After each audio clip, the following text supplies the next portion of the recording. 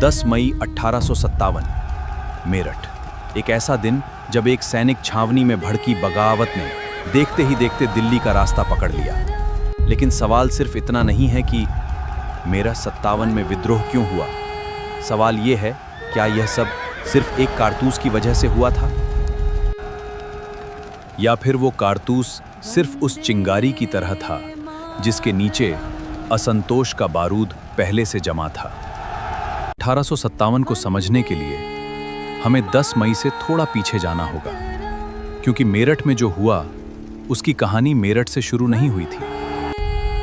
18वीं और 19वीं शताब्दी में ईस्ट इंडिया कंपनी एक व्यापारिक संस्था से बढ़कर भारत की एक बड़ी राजनीतिक और सैन्य शक्ति बन चुकी थी।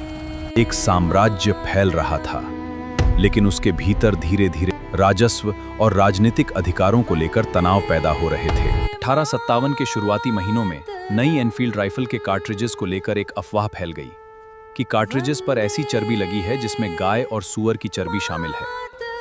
कारतूस को इस्तेमाल करने से पहले उसे दांत से काटना पड़ता था। इससे हिंदू और मुस्लिम सैनिकों के बीच इसको लेकर गहरा असंतोष फैल गया। मेरठ से पहले ही बंगाल सेना के बैरकपुर में तनाव खुलकर सामने आ चुका था।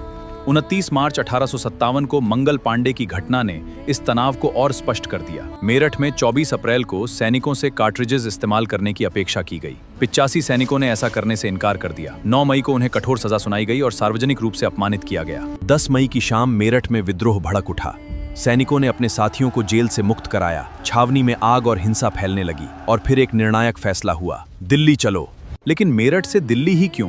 क्योंकि 1857 के भारत में दिल्ली सिर्फ एक शहर नहीं थी, वो मुगल सत्ता की ऐतिहासिक राजधानी थी और वहां मौजूद थे बहादुर शाह जफर। बहादुर शाह जफर का नाम और मुगल सम्राट का पद विद्रोहियों के लिए एक महत्वपूर्ण राजनीतिक प्रतीक बन गया।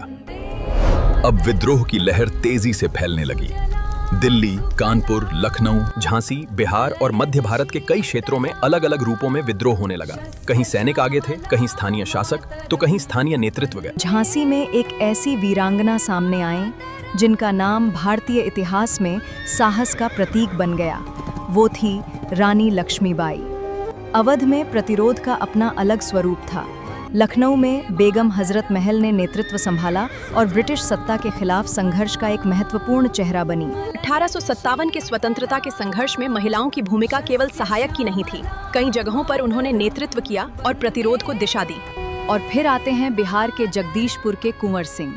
लगभग 75 वर्ष की उम्र में उन्होंने बिहार और आसपास के क्षेत्रों में अंग्रेजों को जबरदस्त चुनौती दी। 1857 का विद्रोह अपने तत्काल सैन्य उद्देश्य में सफल नहीं हुआ, लेकिन इसने ब्रिटेन को भारत में शासन का स्वरूप बदलने पर मजबूर कर दिया।